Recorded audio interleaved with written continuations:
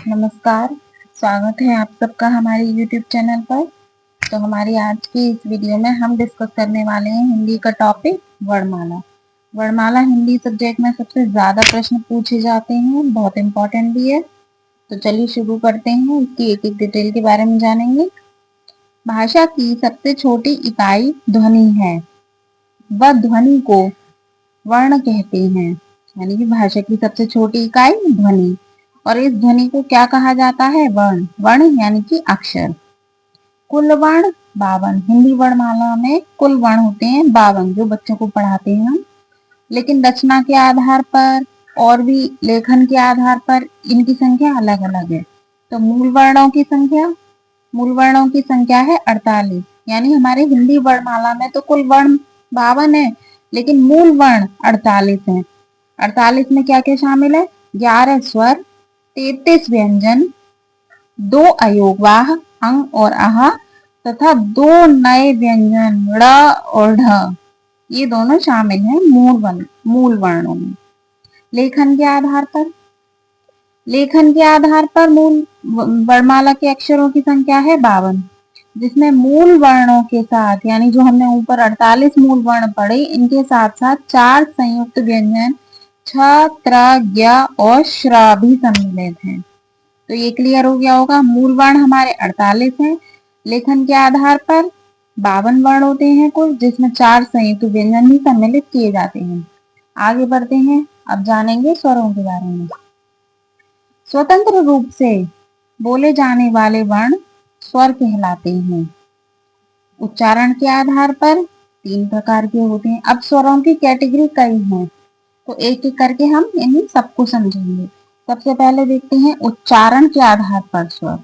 उच्चारण के आधार पर 3 प्रकार के होते हैं। पहला है ह्रस्व स्वर, जिनके उच्चारण में कम समय लगता है, यानी ऐसे स्वर जिन्हें बोलने में बहुत कम समय लगता है, जल्दी बोल लेते हैं।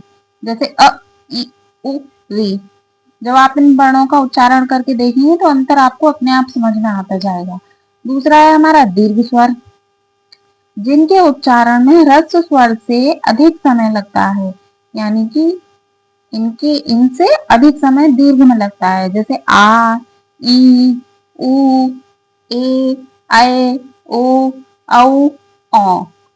ये हो गए हमारे दीर्घ स्वर। अब आगे बढ़ते हैं। तीसरा है हमारा प्लुत स्वर। उच्चारण के आधार पर तीसरा स्वर प्लुत स्वर। इनके उच्चारण में दीर्घ से भी अधिक समय लगता है, यानी सबसे ज्यादा समय लगता है इनके उच्चारण में। जैसे किसी को तेज आवाज में पुकारना, जैसे राम, ओम। किसी को हम जोर से आवाज लगाएंगे तो थोड़ा ज्यादा समय लगता है पुकारने में, आदि। अब आगे बढ़ते हैं जीभ के प्रयोग के आधार पर। उच्चारण के आधार पर हमारे स्वर थे 3 प्रकार के। जीभ के प्रयोग के आधार पर ये भी 3 प्रकार के हैं। पहला है अग्रस्वर। अग्रस्वर में है उच्चारण में जीभ का अग्र भाग, अग्र यानी आगे का भाग काम करता है। जैसे ई, उ, ए और ऐ, ए और ऐ। मध्य स्वर।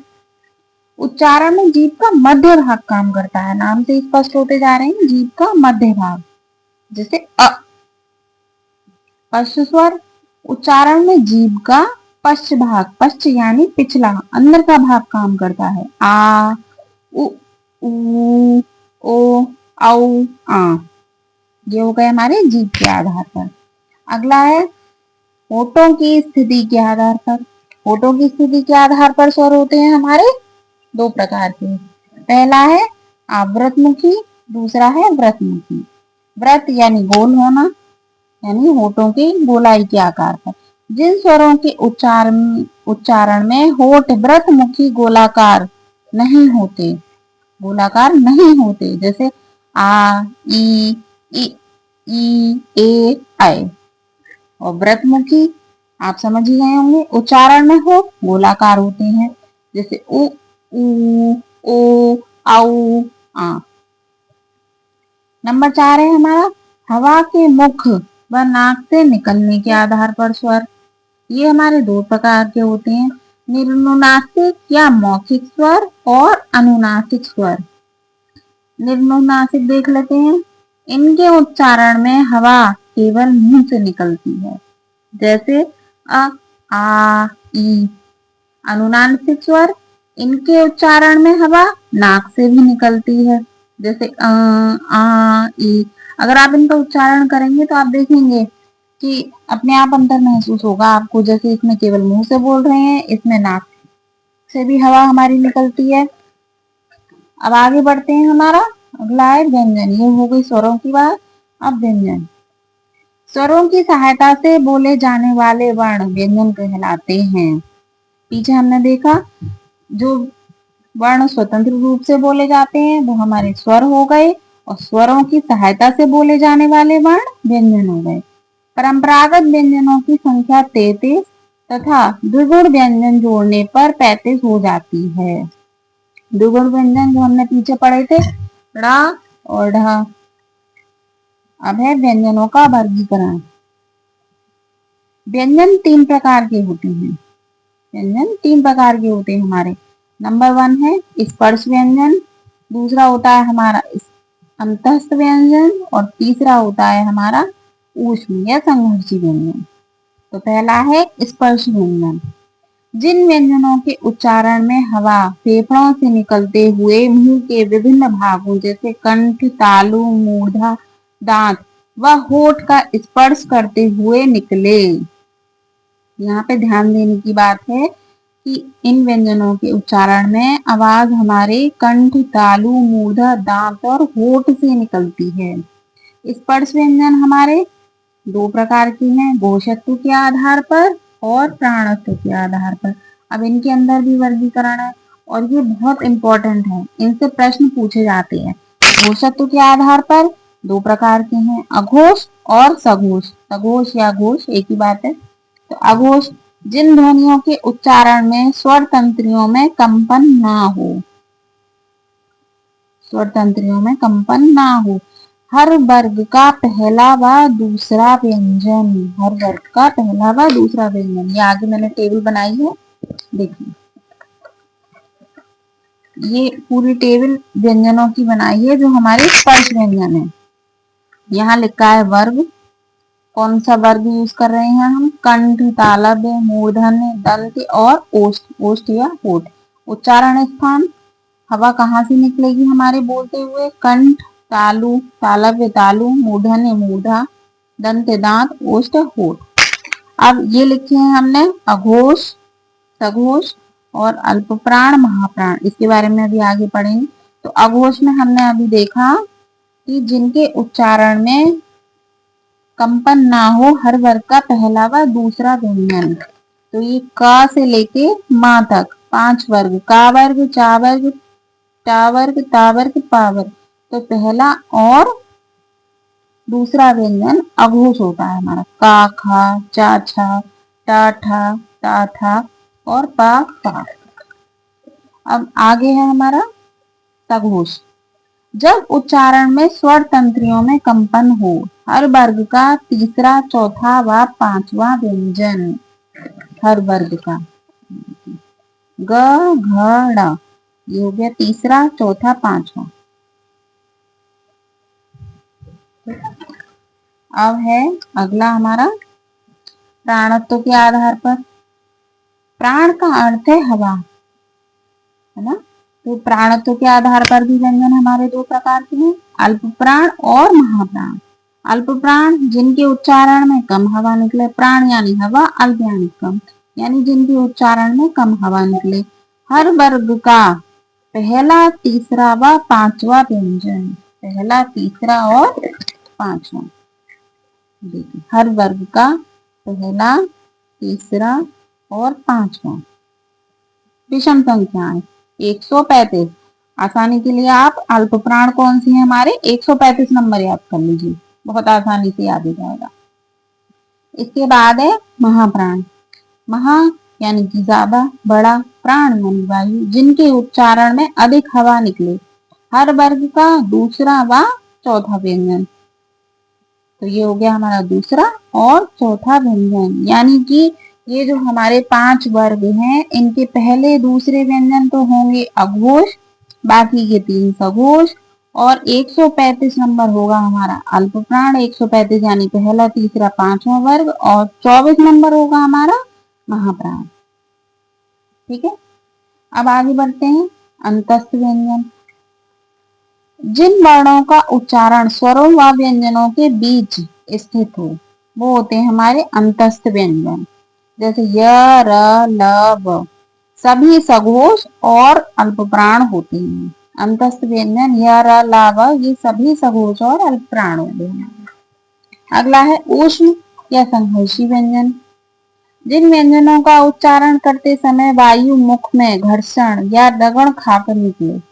जैसे श, जैसे आपस में हम बोलेंगे तो हमारे अंदर जीभ टकरा रही है ना, थोड़ा समय लगता है बोलने में। श, श, स और ह, ये 4 हैं हमारे ऊष्म और संघर्षी व्यंजन।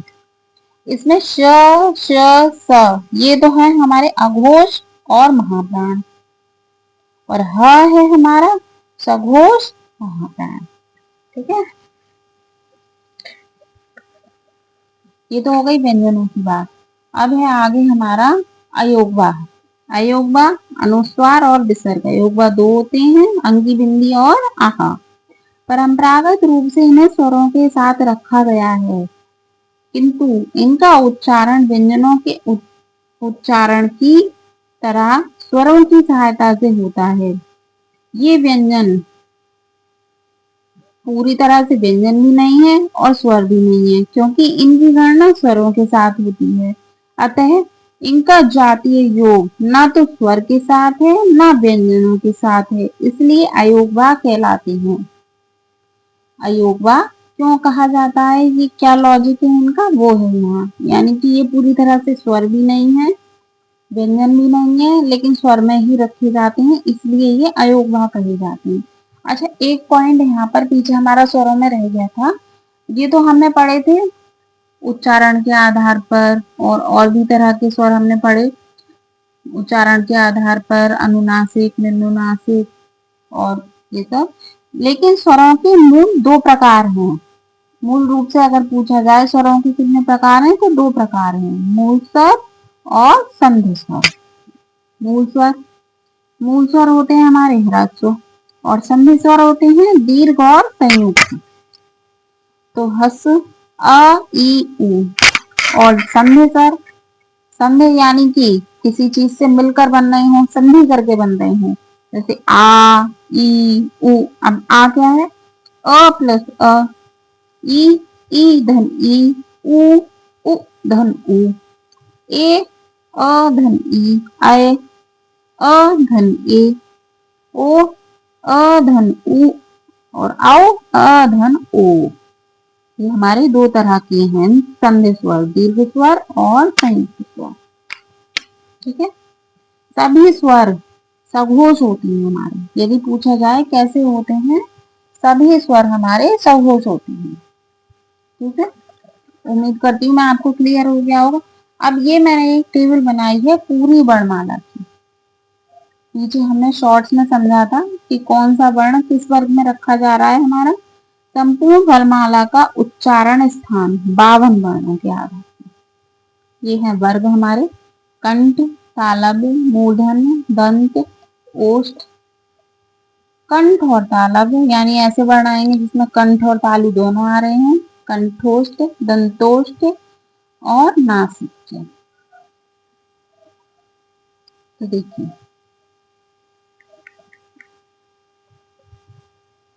अब एक तरफ है स्वर और एक तरफ है व्यंजन।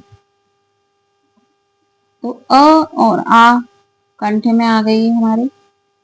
क से लेके ये सारे वर्ण का वर्ग के वर्ण, और हा ये सब आ गए हमारे कंठ में। तालव्य में ई, चा वर्ग, थ और श।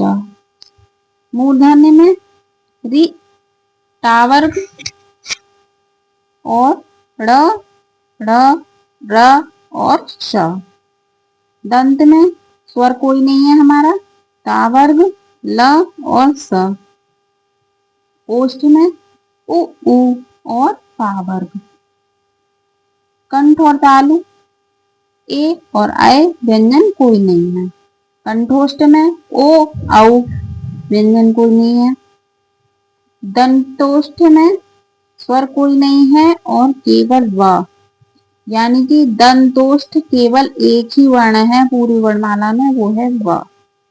नासिक के यानी कि नाक के उच्चारण से वा निकलेगी। अंग, ओ, आ के ऊपर चंद्र बिंदु, ड़, व, ण, न और म। तो ये हो गई हमारी पूरी वर्णमाला की बात। उम्मीद करती हूँ आपको समझ में आया होगा। अगर वीडियो पसंद आए तो हमारे चैनल को लाइक और सब्सक्राइब कीजिए। मिलते हैं अगली वीडियो में, तब तक के लिए नमस्कार।